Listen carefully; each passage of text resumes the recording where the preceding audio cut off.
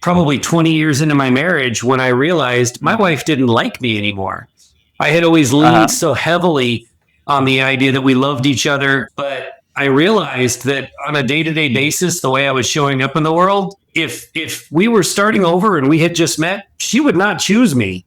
And it was the first time that the idea that the importance of like is right up there with, if not even more important than love. So what do you do when you suddenly realize your spouse still loves you, but they kind of struggle to like you? Like, loving and liking is a different thing. And what do you do if sex feels like it's a negotiation every time? It feels kind of like an obligation or duty, something that you kind of have to schedule or you have to put agreements in place in order to make it happen. And it kind of lacks that spark, that enthusiasm, that heck yeah, I want to do this with you.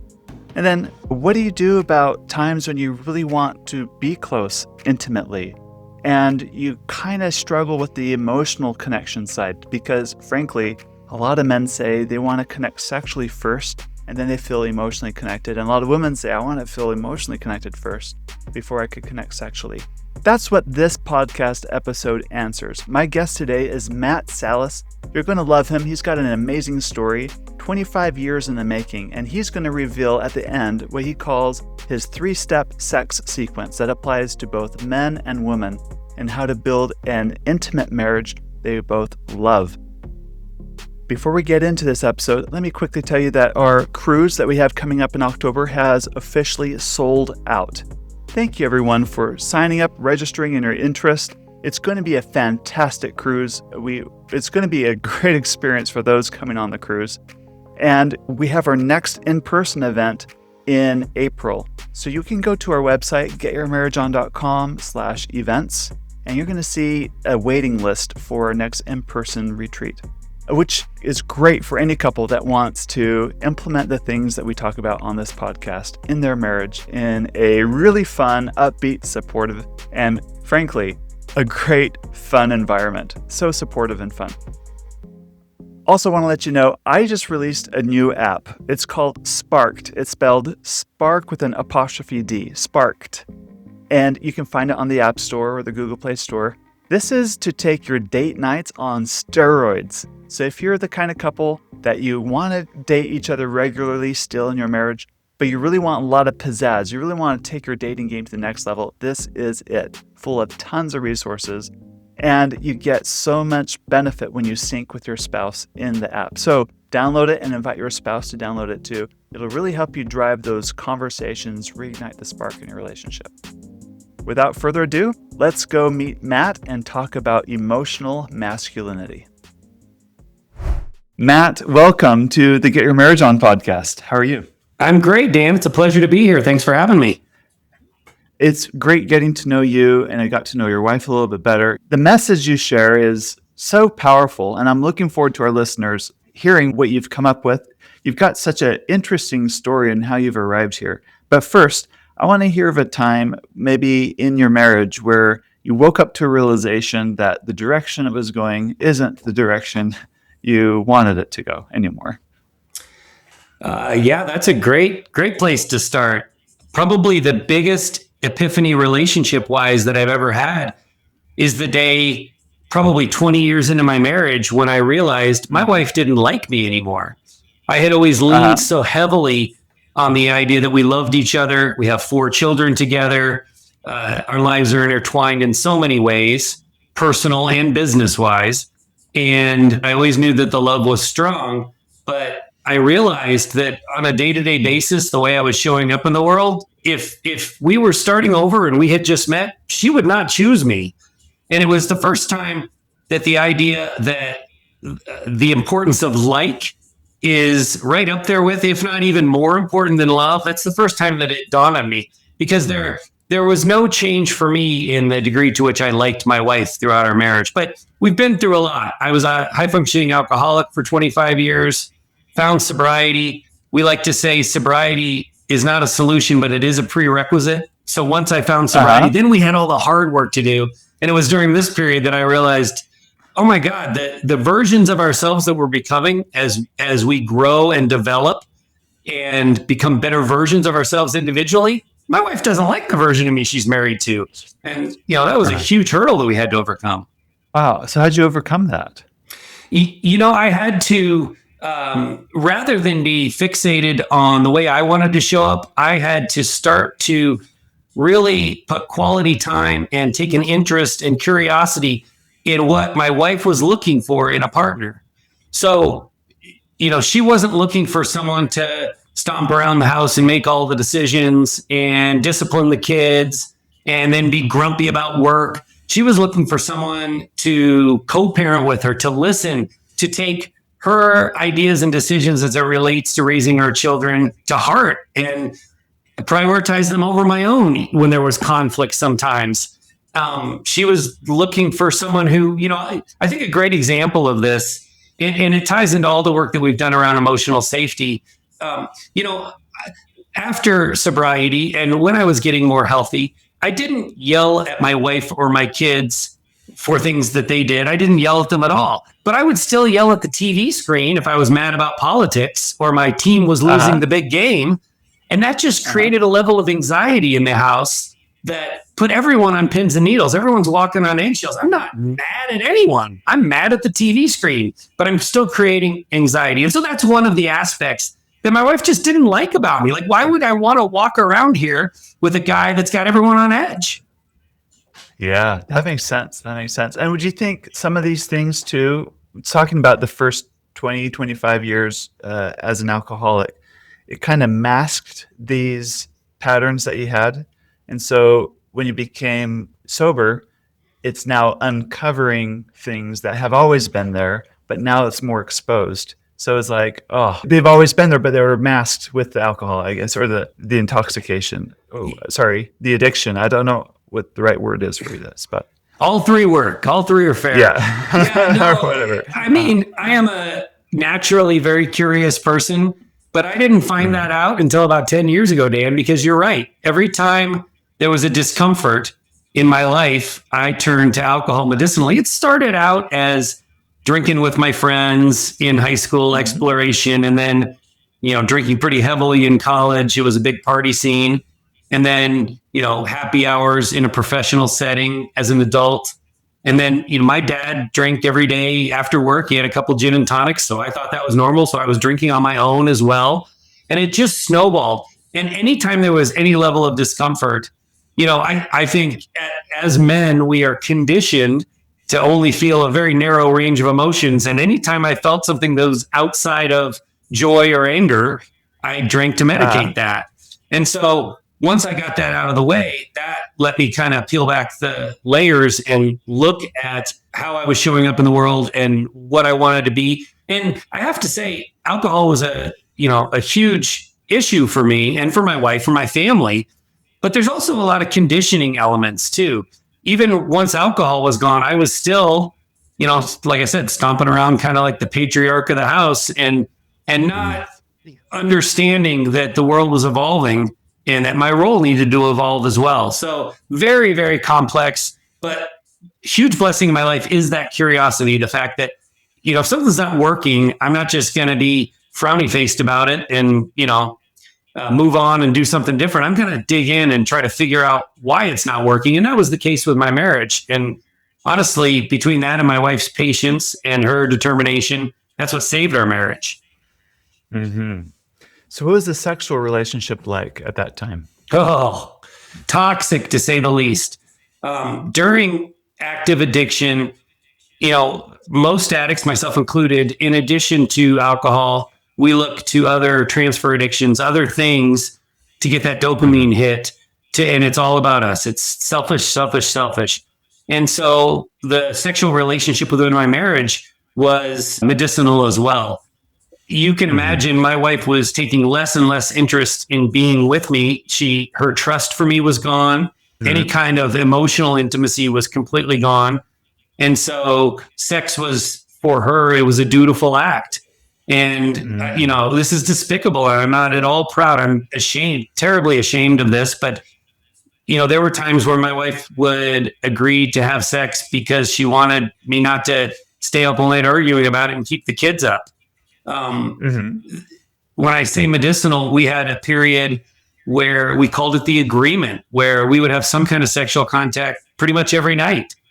And, I'm not going to say that my wife never got any pleasure. She did occasionally, but she had to be in a really relaxed, peaceful state of mind that was so rare at those times when I was drinking and causing, I would have binges where I would cause real trauma in the relationship every few weeks, but I would have enough drinking that I was causing chaos in the relationship all the time. And it's hard to find mutually beneficial sexy time when there is chaos just ever present in the relationship.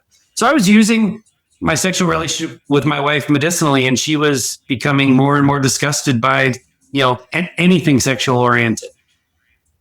Did it get to a breaking point where like, this has to change? And if so, what changed and what was born out of that? It did. The breaking point was all about control. In sobriety, I had given up alcohol, my main medicine, but I wanted that sexual release. I wanted to keep that. We had this agreement that we had been doing for years where she was acquiescing and, the obligatory kind of wifely duty sex, like all the toxic, terrible words that it's hard for me to even get out of my mouth. But, we reached a point where it just clearly wasn't working and we had to try something different. And I didn't know what the solution was. I had no answer and she had no answer either. But we abolished the agreement and we said, the rate with which we have sex, the frequency is going to go way down. And we had to find a way for it to be, like I said, mutually beneficial and something that we both had an interest in.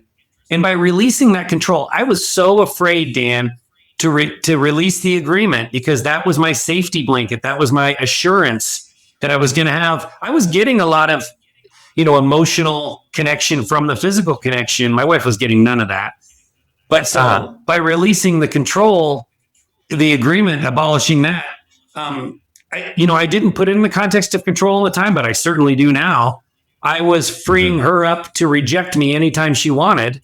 And that was actually a huge blessing in the long term because I'm a strong believer that enthusiastic consent is way more important than reluctant consent. I talk a lot about what I call the rejection inherent in reluctant consent. When she would say yes, but she wasn't really present, she didn't really want to be there, I could tell. It's still a rejection of some sort. Yeah. It is, and it felt toxic, afterwards and later. When I was drinking, I was oblivious to that. But in sobriety, I started to be very kind of hyper aware of it. And it just felt bad, and we had to find a different way. What you're saying reminds me of Disney's Beauty and the Beast, when the Beast realizes the only way for Belle to love him is for him to let her go. Yes. And everyone in the cast is like, what did you do? You let her go? Yeah. Like the last rose petal's about to fall, right? But that's like the chasm you had to cross. That's, for a lot of people, that's a very scary chasm. It was terrifying. I'd like to say, a hard place to cross. I would like to say we had talked to someone like you and they gave us the suggestion. We did it because we just had run out of options. Like it was, like this thing is falling apart faster than we can put the pieces back together. And so we had to try something different. So you've crossed that continental divide. So there's more agency on her part for sex. It's not about control. Then you've come up with something that you call this, is it the sex sequence? Yeah, that's right. I've been... Let's talk about that for a bit. But just for context, you also have a master's degree in sexual health. So this isn't something that you've just made up. You've got a lot of training. You've got a lot of thought behind what you're about to share, I'm sure. Yeah, absolutely. It's been about a decade now that I've been studying addiction and really specifically the impact of the addiction on partnerships, on intimate relationships. And not just addiction, but the emotional abuse that goes along with it. And so that's kind of the trifecta where I've spent my time: emotional abuse, addiction, and intimacy. And, one of the things that's really interesting in working with couples that have experienced addiction, they're often very willing to tell their story. I mean, we live in a different day and age than we used to, and addiction is a less taboo topic. But where the conversation always ended was at the bedroom door. It's really hard to get people to talk about their sex life and how it's been impacted by addiction. And so that's why I went back to school and got the master's in sexual health because I just needed more help exploring this topic. And from that has come the sex sequence, which actually has surprised me in its simplicity, but also in the degree to which people don't follow these 3 steps. So basically, I'm the kind of guy, Dan, that I can be ready to go sexually at any moment. I don't need the sex sequence, or I don't think I do. Physically, I definitely don't. Arousal wise, I definitely don't. But for my wife, it's very different. She needs these 3 steps. The first step in the sex sequence is emotional safety. Emotional safety is going back to me stomping around about a football game or a political thing I don't like, getting that out of the household. I can still discipline my children, but I need to do it with my voice lowered and not do it the way I was taught by my father and my grandfather. I've got to end that kind of generational passing down of discipline techniques. I have to be, when my wife wants to bring something to me, we always, on our podcast, we talk all the time about the orthodontics bills because we have 4 kids and they've all had orthodontics. So when they first find out they're going to have braces, that's another, $5,000. And so that would be the kind of situation where I'd be working away in my office, typing away on the computer, and Sherry would walk in and say, "Well, we got back from the orthodontist. It's another $5,000." What? I'm losing my mind, right? I'm not mad at my wife. I'm not mad at my children for their crooked teeth. I'm just mad at the situation. But when I express that, I just make everything uncomfortable. So emotional safety, a great tangible example of emotional safety is my wife can come and tell me somebody needs $5,000 worth of orthodontics, and I remain level and calm. And we all know it's not my wife's fault. And I don't treat her as though it's her fault. I treat her as though, don't make the messenger pay for the message, right? Yes. So that's the emotional safety piece. Emotional intimacy is the next part of the sex sequence. That's taking it to the next level. That's not just me being a calm and a listener who doesn't activate my wife's nervous system. That's me initiating. That's me saying, "Hey, yesterday you were talking about this conversation you were going to have at work, and I know there was some conflict involved, and you were worried about it. Tell me how that went." Or, one of our kids stayed out late past their curfew. And when they came in, I know it was late. We were both tired. We were upset in the moment. How are you dealing with that the next morning? Like, where are your emotions? Are you still upset? So emotional intimacy is exploration. It's proactive, whereas emotional safety is more just setting the stage and making sure things are okay. And that sets the stage. If we have an emotionally safe environment and I am instigating emotional intimacy, then that sets the stage for sexual intimacy that's mutually beneficial, mutually orgasmic. Everybody feels good. And the physical contact feels welcomed instead of, like I said before, obligatory. Yeah. Oh, I like that. All right. Got it. So step 1, it's establishing safety, which I like how you described. That's like being able to self-regulate, self-soothe better, like a better handle on your natural instincts to just be so reactive all the time. And then step 2, it's actually engaging at an emotional level. This is investing in your spouse. This is like caring, like genuine care and concern. And then from there, Dan, this is where guys really struggle with that second step. Most guys can figure out the emotional safety piece, but the emotional intimacy, because I'll hear guys say to me, "Well, I listen when she talks. Like, isn't that enough? Like, I don't want to listen, but I do. I put my computer away and I turn and I face her and I make eye contact. Dad, what more do you want from me?" And I'm here to say we live in a different time than we used to. And engaging proactively is a huge step for keeping the spark alive and keeping the intimacy strong in a relationship. And is this what you call emotional masculinity then? The skill? It ties into that. Being able to navigate the sex sequence ties into emotional masculinity. Would you like me to talk a little bit about emotional masculinity? Yeah. I want to learn more about that. Tell me more about that. Great. So I think, Dan, that we live in a really exciting time. And I think we're being distracted. We're having trouble seeing the forest through the trees. What I mean by that is all the attention as it relates to the major upheaval that's taken place during our lifetime is on technology. It's on social media and the internet and AI. I'm here to say I think the progress made by women during the 50 years I've been on this planet is even more exciting, more relevant, and especially in the context of an intimate relationship, something we need to pay more attention to.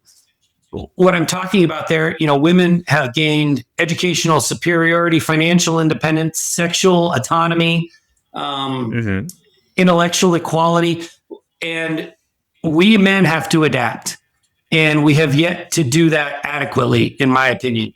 I don't think it's fair that we ask men to get rid of or ignore 1,000,000 years or 1,000 years or whatever of masculine instincts. I think the masculine instincts are ingrained and they're still there. But what we can ask men to do as it relates to adapting to the changes in women is to redirect the masculinity. We're no longer called upon to guard the entrance to the cave and make sure a bear doesn't eat our family. That's not part of masculinity anymore.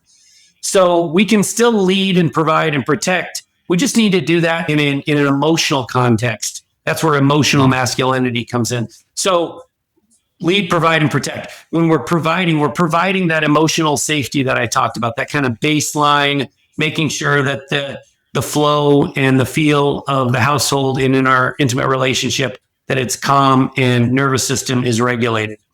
When we talk about providing, or that's providing emotional safety, when we're talking about protecting, we need to protect our families from critique, criticism, and a comparison. If you think about it, when we go out in the big bad world, we're constantly exposed to what other people are doing, what other people think of us. I know as a child growing up, I'd go to school and I'm trying to compete on the soccer field and I'm trying to compete in the classroom and I'm trying to compete for girls. And I'm comparing myself to my fellow students. And then I come back to the house. And back when I was a kid, all of that ended. Being at home was a safe place because I didn't have access to all of that anymore. Now with social media, these kids never get a break. They are constantly in comparison and critique mode. And so I think the way we parent has to change. It's really important that we not be part of that critique and comparison and criticize mode. I don't know about you, Dan, but I was raised in a family, and my sister was kind of princessified, I like to say, and I was teased. That was like my dad's love language for me was to tease me. So anytime I did something that was joke worthy, it was coming my way. But I think I've had to learn how to parent differently. I have 1 girl and 3 boys, and my natural instinct was to princessify my daughter and tease my boys. And I had to get away from that because they're under such a constant pressure of comparison and critique. And so, oh boy, it's hard, Dan. They'll do something goofy and I'll like lead, like I want to get the dig in there. Like it's right there, it's low hanging fruit. But, and this has a huge impact on my intimate relationship as well. Because when my wife sees me protecting my kids, limiting screen time, having family dinner around the kitchen table every night where we're having conversation, no phones allowed. I never thought until I started exploring my curiosity that was actually an intimate moment for my wife to see me parenting that way, as opposed to teasing my boys and everyone's on screens all the time. So that's the protect aspect of emotional masculinity. Lead. We can still follow that instinct to lead, but we need to lead those emotionally intimate conversations I talked about a little while ago. We need to get out of our comfort zone and talk about things that are outside of the 2 emotions that we naturally feel of joy and anger, right? And the third, horny. Yeah. That's right. I love that. We got to expand beyond that. Good. So the stigma culturally is men aren't the emotional ones. If you show emotion, you're weak. And that's not what we're really talking about here. Show more emotion per se. It's like lean into your masculine instincts of leading, protecting, providing. But now you're leading, protecting, providing at an emotional level also, not just purely a physical level. And that kind of turns the tables a bit. Now you can lean into the strengths. So it takes strength sometimes to really connect with your kids on an emotional level, or connect with your wife at an emotional level. So back to the scenario of the husband complaining to you. I put my phone down, I close the laptop, I face them, and I listen. What more can you expect? What's your answer to that then? We've got to grow some emotional grit. That's another aspect of emotional masculinity. We need to be more resilient. We all grew up, you're playing football with your buddies and you get knocked down and you get up and you'll brush the dirt off and you keep going. We know how to be gritty as men, Yes. but we don't often explore that in an emotional context. And we just have to. If I show up for my wife in a way like I described earlier, where I'm really riled up about something and I'm letting that fly and she leaves the room, I can't go pout behind her. Why didn't you listen to the rest of my rant? Like, if that's not a comfortable place for her, I need to be the gritty, resilient one from an emotional context and understand I have to show up a certain way in order to get the reception that I want. It's on me. I mean, my wife is available for me emotionally. She's available for me physically in all these ways, to be a co-parent, to be, to manage the house together. But I have to be resilient in the way I show up emotionally in order for her to want to participate in that way. That's really good. And this leads to building a better sexual relationship, because you're just setting that foundation, right? We have the safety. Now there's investment emotionally, right? With emotional intimacy. And that just makes the physical just that much more sweeter, more meaningful in that sexual experience too. It does. And it's sweeter for both of us. We get there in different ways. I heard a great joke, like an online reel the other day. I would love to give attribution, but I'd never seen the comedian before. But she's in a club, in a comedy club, and she looks at the couple in the front row and she says, "What is your biggest fear on a first date?" And the man says, "Well, I don't know. I guess I'm afraid I'm going to spill some of my food on me." And I'm thinking to myself as a man as well, when she's asking the question, I'm thinking, I guess my biggest fear on a first date would be that I would accidentally pee on myself when I went to the bathroom or something. Not anything that happens regularly, but that would be my biggest fear. And then she looks at the woman sitting at the table in the front row and she says, "What's your biggest fear on a first date?" And the woman says, "That I'll be raped and murdered." And, of course, that's the answer she's looking for. Like, guys, we have to understand the degree to which we are engaging in any relationship, first date or 10 years down the road, we're engaging differently. And so the way that the sex sequence and being emotionally masculine changes my intimate relationship is I provide for my wife things that I don't necessarily need. I don't need emotional safety to have sexy time, and I don't need emotional intimacy to have sexy time. But if I provide those, then my wife shows up in a way where she feels free, she feels comfortable, she's uninhibited, and the sex is 1,000 times better. And so I get the physical contact that I'm really wanting and needing. But there's the emotional piece for me, because I can tell by the way my wife is touching my arm how into it she is. And if I give her the thing she needs, then she's going to touch my arm in the way that I'm like, I'm a stud. She loves being in here with me. This is great. She's loving it as much as I am. And then my self-esteem goes up. And there's kind of like an afterglow from it. But all those pieces have to be there. It's not just about swinging from the chandelier. It's about her feeling comfortable enough to swing from the chandelier and not forcing it. And that is huge. And that's been something that has taken me years to understand. And that's the message that I try to get across to other guys who are like me and are spontaneously aroused and they don't need any of the foreplay. Yeah, you do. Whether you think you need it or not, it's going to pay off big time in the end. That's a great perspective. And what is something on a regular basis, a habit that you've seen, couples that thrive, what is something they do to kind of keep that spark alive? Well, that's a great question. I had to have a shift in mindset. I mean, it's really easy to say, gosh, I've been married coming up on 30 years now. It is really easy to let that get boring and routine and to start to take each other for granted. But the solution for me to avoiding that, it ties back into when I told you, Dan, that I realized my wife didn't like me anymore. I try to come at every interaction with my wife with the acronym ABD, always be dating. Love it. Okay. It's a takeoff from an Alec Baldwin movie and then an Alec Baldwin SNL skit where he was a he was an elf in Santa's workshop, and it was ABC, always be cobbling. So it's a takeoff from that, but always be dating. I think about every interaction that I have with my wife as though it's a second date. I want to be interesting and engaged. I want her to enjoy my presence, and I want to bring something to the conversation, to the relationship. Listen, one of the things that I learned in my graduate studies, after a woman has children, things change hormonally. There are some things that change in the brain as well. And her prioritization goes toward nurturing those children. And it's really easy for me to get man hurt and get sad because I'm no longer top priority. And for a long time I did.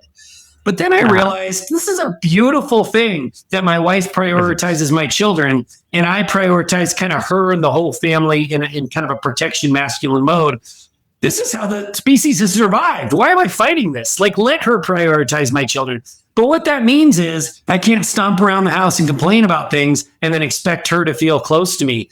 I have to be in always be dating mode to a greater extent than she does. Look, every time I look at her, I want to touch her and I want to be with her and I want to, whether it's sexual or otherwise, like there's just that spark for me. She doesn't feel that. She's worried about the kids all the time. And so I have to create that spark. I have to be showing up in a way that shows how much I appreciate her prioritization, the way it falls toward the kids, and just the way I appreciate the fact that she continues to put up with me after all these years. That's good. I love it. So I think I use a similar term. It's foreplay all day, but it's this constant pursuit. You're in pursuit of her.